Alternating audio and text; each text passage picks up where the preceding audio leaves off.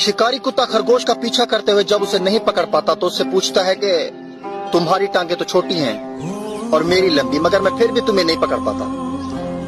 तो खरगोश शिकारी कुत्ते को जवाब देता है, क्योंकि मैं अपने लिए भाग रहा हूं और तुम किसी और के लिए।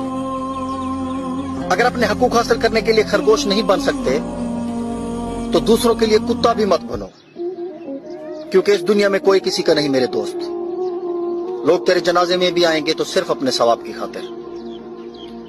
जिंदगी की जंग अकेले ही लड़ना पड़ती है। लोग सिर्फ मशवरा देते हैं, साथ नहीं। दुनिया बदतरीन होती जा रही है, बुरे लोगों के ज्यादा होने की वजह से नहीं, बल्कि अच्छे लोगों के खामोश होने की वजह से।